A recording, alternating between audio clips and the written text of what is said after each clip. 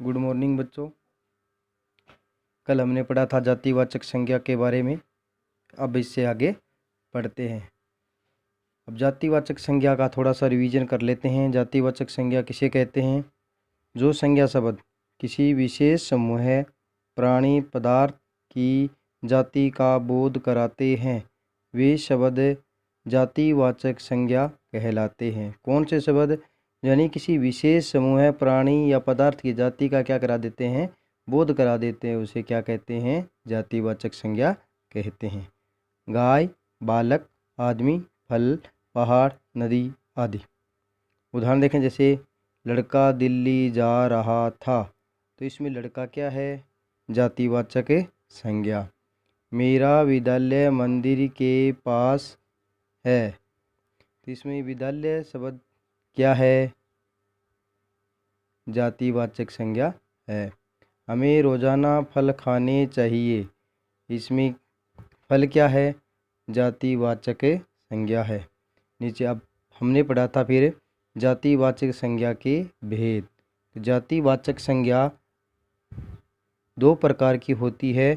एक होती है द्रव्यवाचक संज्ञा, दूसरी होती है समूहवाचक संज्ञा। तो हम सबसे पहले द्रव्यवाचक संज्ञा के बारे में पढ़ेंगे।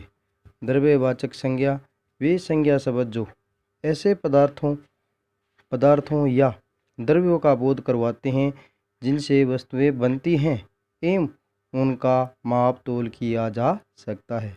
यानी द्रव्यवाचक संज्ञा वे होती हैं, संज्ञा शब्द वे होते हैं जिनसे ऐसे पदार्थ या द्रव्य होते हैं जिनसे नई वस्तु बनती है और उनका नाप तोल किया जा सकता है। उन्हें क्या कहते हैं? द्रव्यवाचक संज्ञा कहते हैं।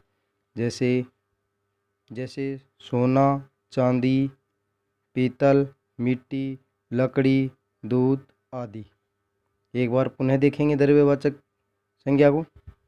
वे संज्ञा शब्द जो ऐसे पदार्थों या द्रव्यों का बोध करवाते हैं जिनसे वस्तुएं बनती हैं एवं उनका माप तोल किया जा सकता है, उन्हें द्रव्यवाचक संज्ञा कहते हैं। जैसे सोना, चांदी, पीतल, मिट्टी, लकड़ी, दूध आदि।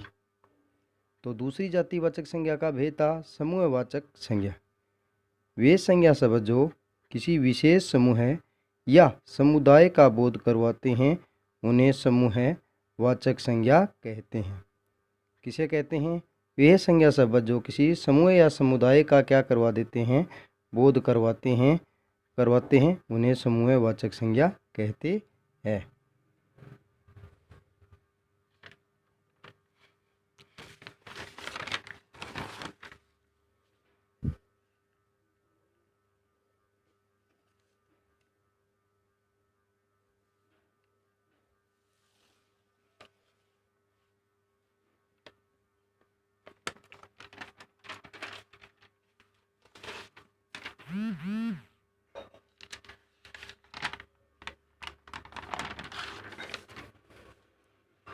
जैसे हमने क्या पढ़ा था इससे पहले? हमने पढ़ा था कि समूहवाचक संज्ञा किसे कहते हैं? वे संज्ञा शब्द जो किसी समूह या समुदाय का बोध करवाते हैं उन्हें समूहवाचक संज्ञा कहते हैं। जैसे परिवार, कक्षा, सेना, दल, जनता, भीड़ आदि।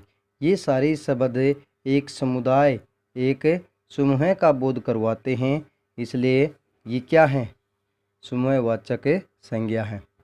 विशेष समूहवाचक संज्ञा के निम्न प्रयोग सुनिश्चित होते हैं, इन्हें बदला नहीं जा सकता, यानी इनके अंदर परिवर्तन नहीं किया जा सकता।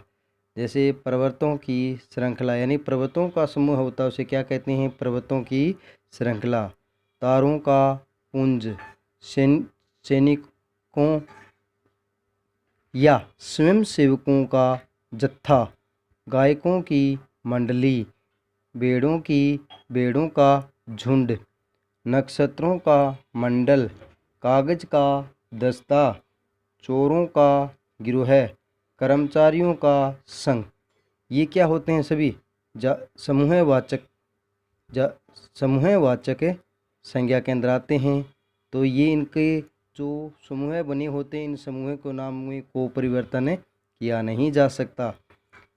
अब हमारे पास जातिवाचक संज्ञा के बाद में तीसरी संज्ञा आती है भाववाचक संज्ञा।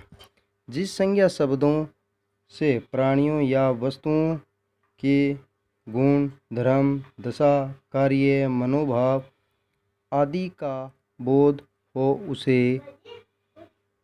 उसे भाववाचक संज्ञा कहते हैं। उसे क्या कहते हैं? भाववाचक संज्ञा कहते हैं। प्राय गुण, दोष, अवस्था, व्यापार, अमूर्त भाव तथा क्रिया के मूल रूप भाववाचक संज्ञा के अंतर्गत आते हैं। भाववाचक संज्ञा के उदाहरण मित्रता, बचपन, पशुता, बुढ़ापा, अच्छाई, क्रोध, मिठास, शत्रुता, इंसानियत, अपनापन, स्वभाव आदि सभी ये भाववाचक संज्ञा के क्या हैं? उदाहरण है। भाववाचक संज्ञा को हम एक बार पुनः ध्यान से पढ़ेंगे। जिस संज्ञा शब्दों से प्राणियों या वस्तुओं के गुण, धर्म, कार्य, मनोभाव आदि का बोध हो उसे भाववाचक संज्ञा कहते हैं। प्राय जैसे हमारे गुण, दोष, अवस्था, व्यापार, अमूर्त भाव तथा क्रिया के मूल रूप भाववाचक संज्ञा के अंतर्गत आते हैं। तो भाववाचक संज्ञा के उदाहरण मित्रता, बचपन, पशुता, बुढ़ापा, अच्छाई, क्रोध, मिठास, शत्रुता, इंसानियत, अपनापन, स्वभाव आदि ये सभी किसके अंतर्गत आते हैं? भाववाचक संज्ञा के अंतर्गत आते हैं।